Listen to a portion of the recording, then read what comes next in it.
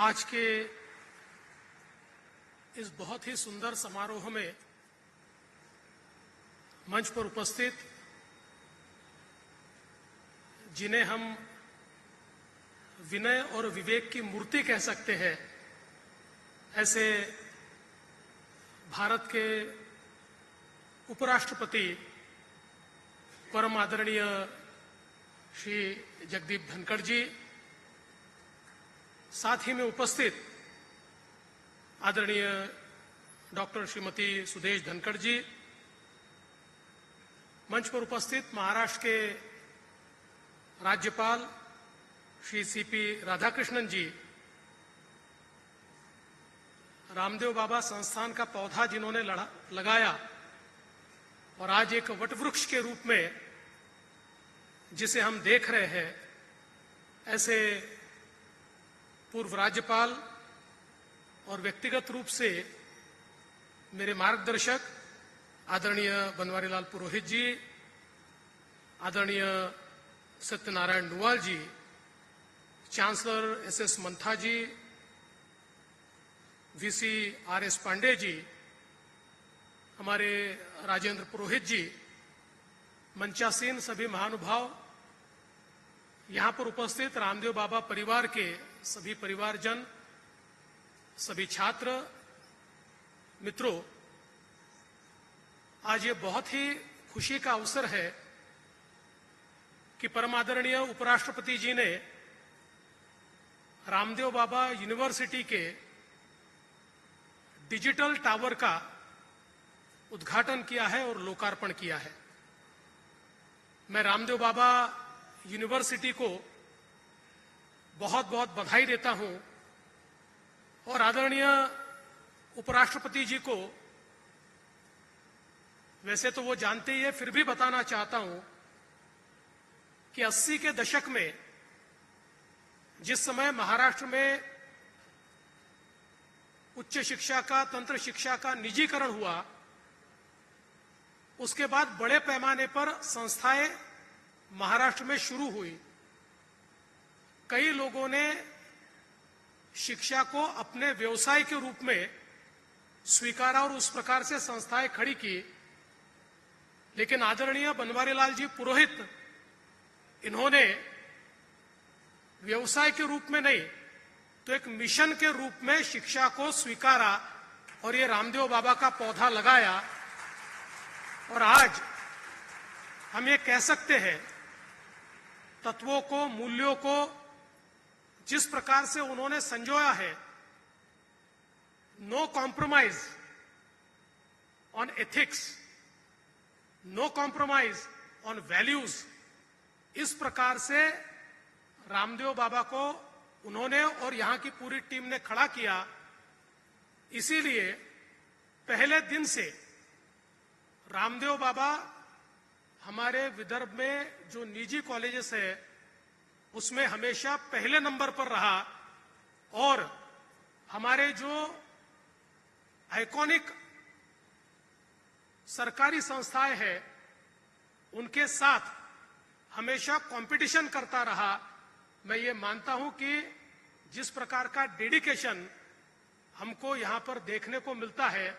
वो बहुत ही प्रेरणादायी है। और विशेष रूप से मैंने ये देखा कि जब बहुत मौका था व्यवसायीकरण का, जब बहुत मौका था बड़ा धन संचय करने का, ऐसे हर मौके को ठोकर मारते हुए मिशन के रूप में यह संस्था खड़ी हुई है। और मेरा पूरा विश्वास है कि बाबूजी, आपने जो अपेक्षा व्यक्त की है कि आने वाले दिनों में जो हमारा विकसित भारत है, उस विकसित भारत के निर्माण में हमारे जो छात्र हैं वो अपनी सहभागिता दे, तो मैं पूरे विश्वास के साथ कहता हूं विकसित भारत में हमारे रामदेव बाबा संस्थान के छात्रों का एक बड़ा सहभाग होगा, उनकी सहभागिता होगी, ये मुझे पूर्ण विश्वास है। आज हमने डिजिटल टावर का उद्घाटन किया है और मैं ऐसा मानता हूं कि आज जिस प्रकार के डिजिटाइजेशन के माहौल में हम लोग आगे बढ़ रहे हैं। हमारे माननीय प्रधानमंत्री नरेंद्र मोदी जी 2030 तक भारत को 5 ट्रिलियन इकोनॉमी और दुनिया की 5वीं सबसे बड़ी अर्थव्यवस्था के रूप में, तीसरी सबसे बड़ी अर्थव्यवस्था के रूप में स्थापित करना चाहते हैं।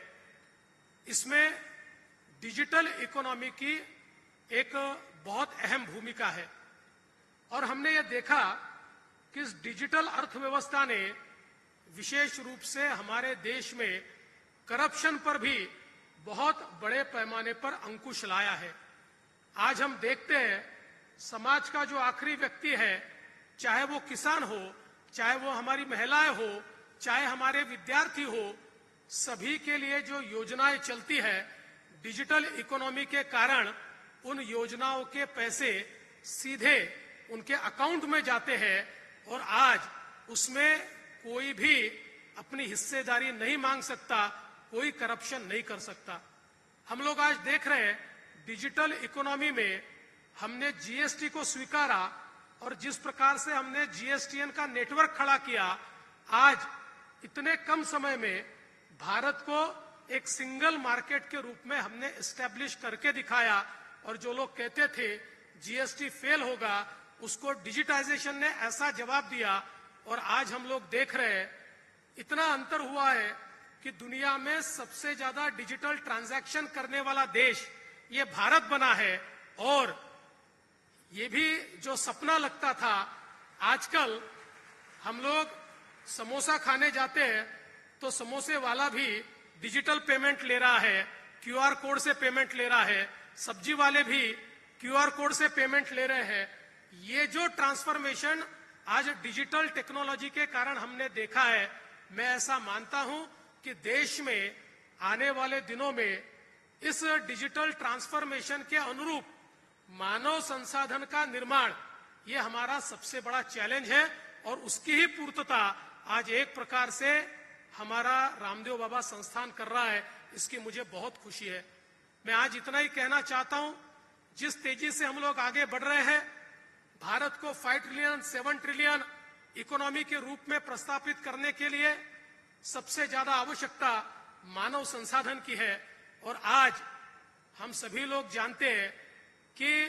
एक जमाना था जिसके पास ऑयल था वो दुनिया पर राज करता था, लेकिन आज जिसके पास डेटा है वो दुनिया पर राज कर रहा है। और डेटा की एब्सोल्यूट वैल्यू ये ऑयल की वैल्यू से भी अब ज्यादा हो गई है। इसलिए आने वाले समय में दुनिया पर वही राज कर पाएंगे जिनके पास डेटा है, जो डेटा मैनेज करते हैं, जो डेटा माइनिंग करते हैं और जो डेटा के आधार पर अपना कामकाज चलाते हैं। और मुझे ऐसा लगता है इसके कारण भारत को एक बहुत बड़ा अवसर प्राप्त हुआ है, जिस अवसर को हमारे ये जो मानव संसाधन हमारी यूनिवर्सिटीज तैयार कर रही है, ये यूनिवर्सिटीज निश्चित रूप से इस मानव संसाधन के माध्यम से इस अपॉर्चुनिटी को, इस अवसर को अपने आप ग्रैब करेगी, ये मुझे विश्वास है। मैं एक और बात कहना चाहता हूं कि आज जिस प्रकार से आर्टिफिशियल इंटेलिजेंस हमारे जीवन को बदल रहा है, जिस प्रकार से जीवन के सभी क्षेत्रों में एक प्रकार से क्रांति आर्टिफिशियल इंटेलिजेंस के कारण आ रही है, मुझे ऐसा लगता है उसको स्वीकार कर आज हमारी यूनिवर्सिटीज भी आर्टिफिशियल इंटेलिजेंस का उपयोग करते हुए, डिजिटल इकोनॉमी का उपयोग करते हुए, डिजिटाइजेशन का उपयोग करते हुए लोगों के जीवन में हम सकारात्मक परिवर्तन कैसा कर पाए, इस प्रकार का विचार हो रहा है। कई बार लोग डरते भी हैं, लोग कहते हैं आर्टिफिशियल इंटेलिजेंस के कारण